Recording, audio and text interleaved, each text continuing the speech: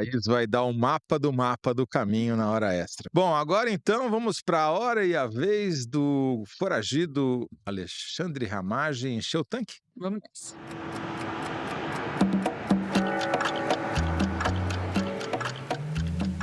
Mas, Vilenque, no meio de tantas prisões teve uma fuga, né?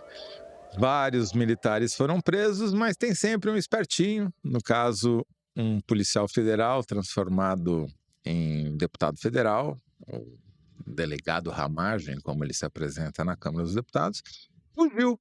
Fugiu para Miami, esse destino daqueles que acreditam que Miami é a capital da América Latina. Aliás, mesmo destino do Ricardo Magro. Capaz deles se encontrarem lá.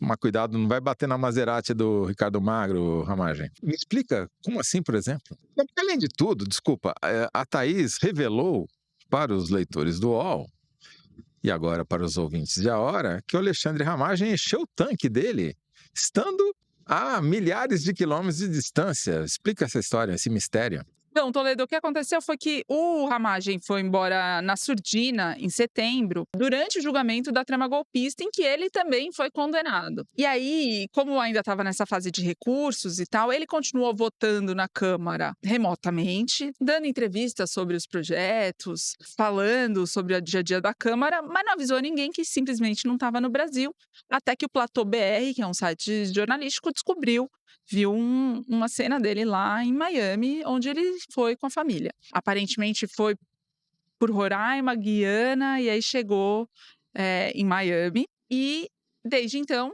está vivendo lá. Foi se vestir de mulher também para A gente passar ainda pela não. fronteira? Não? É. Ele foi diretor-geral da ABIN no governo Bolsonaro, da Agência Brasileira de Inteligência, e Cometeu todas as barbaridades possíveis e imagináveis no foi cargo. condenado, Uhum. inclusive, né? Porém, ele contornou todas as autoridades brasileiras e foi para Miami sem ser noticiado. E, no entanto, nesse período entre setembro e outubro, porque os gastos de novembro ainda não estão disponibilizados, ele usou a cota parlamentar para bancar o seu mandato e o seu gabinete, como todos os outros meses anteriores. E uma das coisas que ele fez foi ir ao posto de combustível, mas muitas vezes ele foi 25 vezes aos postos de combustíveis em 2 meses, entre setembro e outubro. Ou seja, ele não foi, né? E tanto não era ele, porque os postos de combustível estavam localizados sobretudo na Barra da Tijuca, no Rio de Janeiro. A maior parte deles, então, em 15 vezes dessas 25, foi em um posto especificamente, que é o Posto Sol da Barra, na Barra da Tijuca, e outra vez foi no posto Mandala, também na Barra da Tijuca. Esses 2 postos pertencem a 2 sócias, a Luíse Correia Pinho e a Luana Oliveira, que são sócias. Você me ajudou a apurar essa história toda, e a gente vai entrar na trama aí das redes de empresas, não só delas, como também de outros aliados que têm postos de gasolina nos quais o Ramagem Abasteceu. abasteceu. E eu só Quer dizer, queria. abasteceu também não é um verbo, né? Mas Exato, mas já chegaremos lá. O fato é que nessas 25 vezes que ele foi aos postos de gasolina, ele deixou R$ 5.600 arredondando nesses postos de gasolina. Eu fiz uma conta bastante grosseira para entender o que isso significa em termos de gasolina, se é que a gente pode, né, só para fazer um exercício de imaginação. R$ 5.600 dá para abastecer, considerando um carro médio, né, cada carro tem uma rodagem, 910 litros de gasolina, que corresponde a 55 tanques cheios. Em 25 vezes, 2 meses, é bastante tanque, né? ele encheu o tanque 55 vezes de um carro médio. Em 2 meses. Se fosse a Maserati do Magro, não ia dar, mas sendo um carro médio, dá. Isso. Um carro de passeio comum faz em média 10 quilômetros por litro, o que significa que, com esses R$ 5.600 que ele deixou em postos de gasolina, supostamente pelas notas fiscais emitidas na Câmara com a cota parlamentar, ele rodaria 9.100 quilômetros, o que significa uma distância que, entre o centro do Rio de Janeiro e a Barra da Tijuca, são 33 quilômetros. Ele conseguiria ir 276 vezes do centro à Barra da Tijuca, ou seja, 7 vezes por dia, se fosse só em dias úteis, considerando que ele trabalha em dias úteis, ele teria ido 7 vezes por dia útil nos 2 meses em que ele estava fora do Brasil para usar esse tanto de combustível, que em tese ele abasteceu. Mas a distância entre o Rio de Janeiro e Miami é de 7.000 quilômetros. Então ele conseguiria com a gasolina e de carro. Pena que tem um oceano no meio do caminho, né? Não conseguiria, porque, Em linha enfim, reta, 7.000, né? Não é, só no construir caso. uma ponte. Não dá essa ideia que eles vão querer fazer, viu? Miami, Rio de Janeiro, opa, boa ideia essa daí da Thaís. Essa história, ela não para, ela não acaba aqui, porque ele não foi impostos quaisquer, ele foi impostos de pessoas que fazem parte de um grupo político no Rio de Janeiro, que inclusive está no poder no governo Cláudio Castro, certo? Exatamente.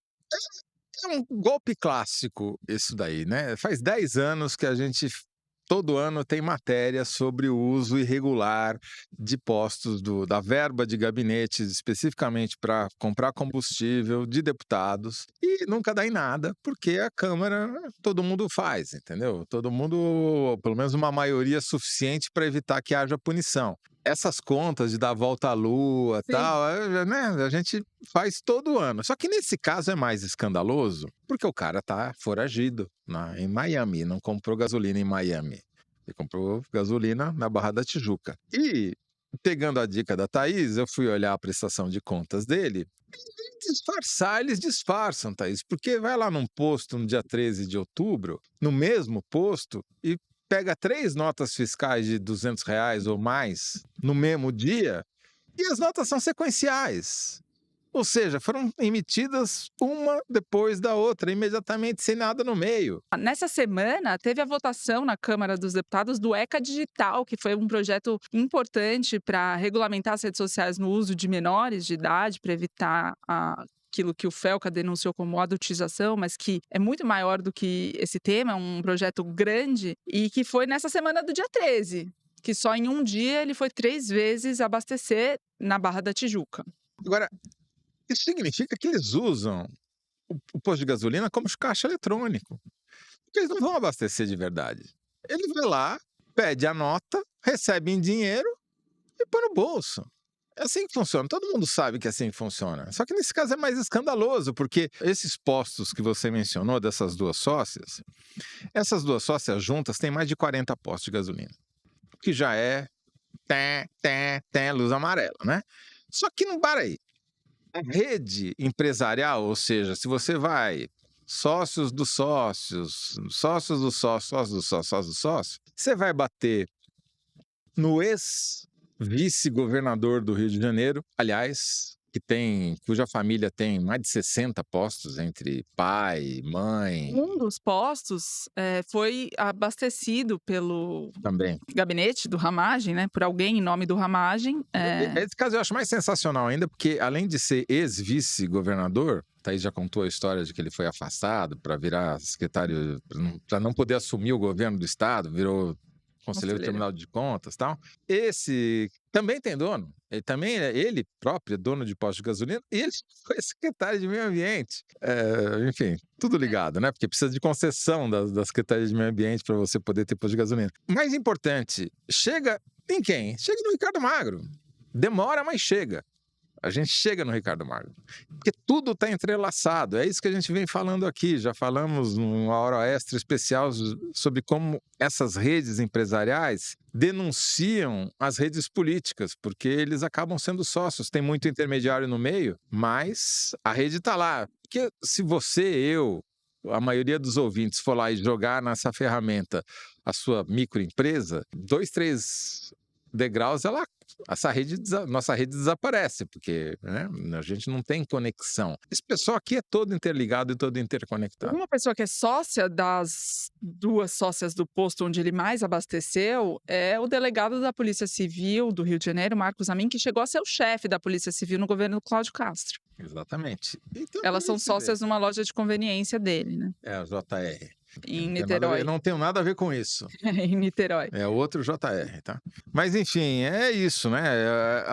Como é que o cara enche o tanque à distância. E a Câmara dos Deputados se pronunciou. A última notícia que eu tinha visto é que o Hugo Mota disse que ia esperar para ver. O Alexandre de Moraes, o Ramagem foi condenado a 16 anos de prisão. a pena dele é menor porque, por ser deputado federal, a Câmara suspendeu o julgamento dele por crimes cometidos depois da posse, né? Então, cabe à Câmara, foi uma discussão, a gente falou disso aqui no programa, eles conseguiram reduzir a pena porque eliminou 2 tipos de crime, mas mesmo assim ele foi condenado a 16 anos de prisão pelos crimes que ele cometeu antes de ser deputado federal. E o Alexandre de Moraes determinou a perda do mandato dele. O Hugo Mota disse que vai mandar para avaliação, enfim, etc e tal, vai fazer um procedimento aí para se posicionar quanto a isso. O gabinete do deputado não respondeu. Eu perguntei a quem serviam os automóveis que foram abastecidos e por que a escolha destes postos em particular, mas eu não recebi resposta. Procurei os advogados que defendem ele no Supremo, que também não se posicionaram.